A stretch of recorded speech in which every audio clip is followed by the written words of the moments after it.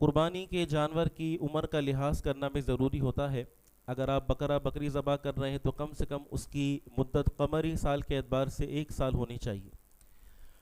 تو کم سے کم 1 سال کا بکرا یا بکری ہوگی تو اس صورت کے اندر وہ جانور قربانی کے لائق ہوگا، اسے آپ ذبح کریں گے تو آپ کی قربانی کا فریضہ ادا ہوگا۔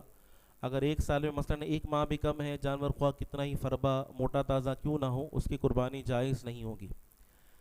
اسی طریقے سے اگر آپ گائیں ذبح کر رہے ہیں، بیل ذبح کر رہے ہیں تو ان کی عمر کم سے کم 2 سال ہونا ضروری ہے۔ 2 سال میں اگر مثلاً 1 دن بھی کم ہے تب بھی اس کی قربانی کرنا جائز نہ ہوگا، آپ کی قربانی کا واجب اس صورت میں ادا نہیں ہوگا۔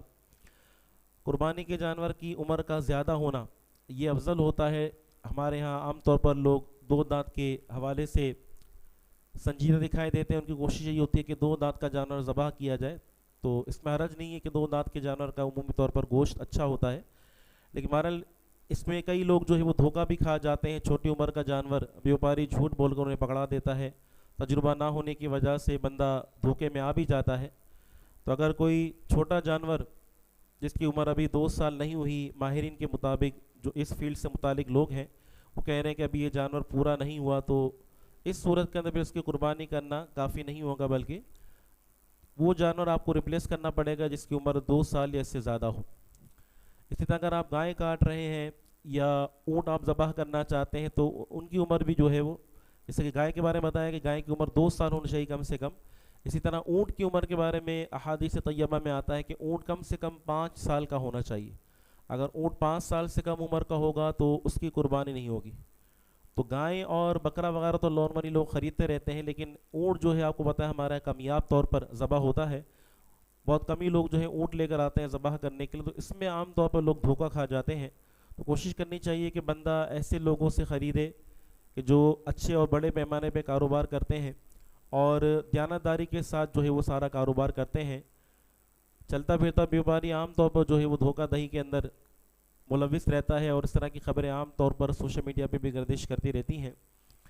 تو اس چیز کو مد نظر رکھے بندہ اپنے ساتھ کسی ماہر بندے کو لے جائے جسے قربانی کے جانوروں کی پہچان ہو، تاکہ قربانی کے جانور کو خریدنے کے اندر آسانی رہے اور کوئی عیب دار یا کم عمر کا جانور جو ہے آپ کے پلے نہ بن جائے۔ اگر دمبا یا بھیڑ وغیرہ آپ ذبح کر رہے ہیں تو اس کی عمر بھی 1 سال ہونی چاہیے، کہ حدیث پاک میں اس حوالے سے ایک رعایت دی گئی کہ اگر 6 ماہ کی بھیڑ ہے یا 6 ماہ کا دمبا ہے لیکن ایسا طاقتور اور توانا ہے کہ اگر اس کو 1 سال کے جانوروں کے ساتھ ملا دیا جائے تو اب شناخت نہ ہو پائے کہ کون سا 6 ماہ کا ہے اور کون سا 1 سال کا ہے۔ تو صرف 6 ماہ ہونا کافی نہیں ہے عمر، بلکہ وہ ایسا طاقتور اور توانا ہونا چاہیے کہ اگر اپنے سے بڑی عمر کے 1 سال کے جانوروں کے ساتھ اسے ملا دیا جائے تو پتہ نہ چلے کہ کون سا 6 ماہ کا ہے کون سا 1 سال کا ہے۔ تو اس کے اندر بھی لوگ آدھی بات کو لیتے ہیں، آدھی بات کو ترک کر دیتے ہیں۔ چھوٹے چھوٹے دمبے جو ہیں لوگ بیچارے لے آتے ہیں، اپنے طور پر اسے قربان کر دیتے ہیں، لیکن وہ ایسے نحیف اور کمزور ہوتے ہیں کہ صاف پتہ چل رہا ہوتا ہے کہ یہ بہت چھوٹی عمر کا جانور ہے۔